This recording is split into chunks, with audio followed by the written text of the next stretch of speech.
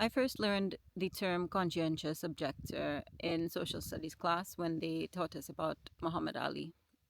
And I remember even then, the teacher kind of conveyed to us his disdain for somebody like Ali, who went against what the people in power of his day told him to do.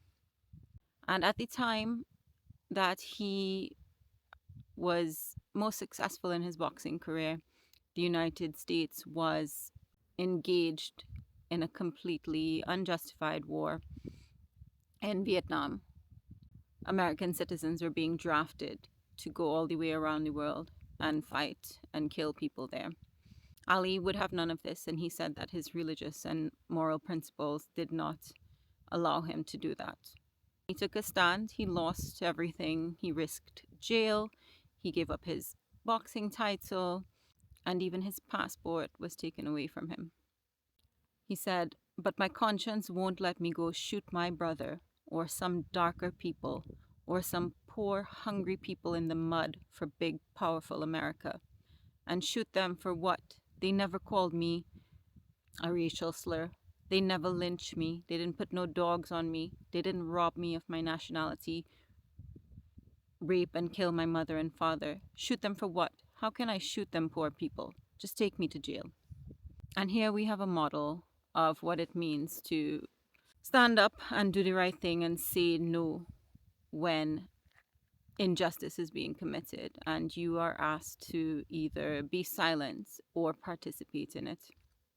The United States has been brazenly murdering foreign nationals, foreign to them, in waters that do not belong to them without presenting any kind of evidence or justification.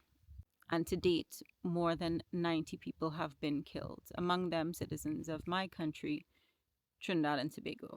This is a completely unjustified action. It would be a war crime if there was a war that had been declared, but since no war has been declared, it is simply murder. We have confirmed reports and video evidence, apparently, that people were killed when they were posing no threat, and at least 2 people were murdered when they were shipwrecked and signaling for help. Some people might say, oh, they were drug smugglers. We have no evidence of that. None has been presented to us other than the word of the United States. If, however, they were drug smugglers, there would be no legal justification for killing them without any kind of trial or any kind of due process. If you believe that's okay, you don't want to live in a society that has rules and processes about how people are treated. More than 90 people have been killed so far, and I wonder what is it going to take for this action that is clearly wrong to stop? Who is going to stand up and say something? But I think in times like these, we have examples to look to. A man by the name of Hugh Thompson Jr. Thompson served in the U.S. Army and in 1968 was part of the group that carried out what is called the My Lai massacre, a horrific event in which mostly women, children, and elderly people were massacred by the US military, even when they realized that there were no soldiers in this village that they were raiding who were a threat to them. They continued to rape and kill, and it was only through the conscientious objection of Thompson that it was stopped. Thompson stopped the killing by actually attacking and threatening those who were engaging in the massacre, as well as reporting it by radio. He later testified against those who committed this atrocity, and he was widely condemned and ostracized by those in the military, as well as members of the public, for doing this. Because I guess he was supposed to just follow orders and go along with it, no matter what, no matter how evil it was. And he suffered from severe psychological problems as a result for the rest of his life.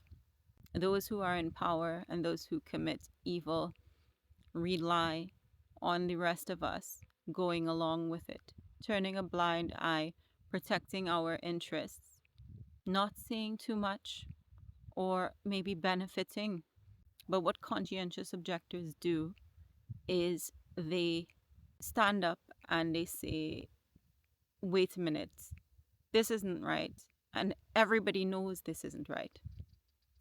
I am a Trimbegonian who had a chance to live in Vietnam, and it was the most incredible experience. And the people there are incredible people with an incredible culture. And before I left, I knew I had to go to the site of this massacre, even though it was really difficult to get to and took a long time, and just see where all of this had happened.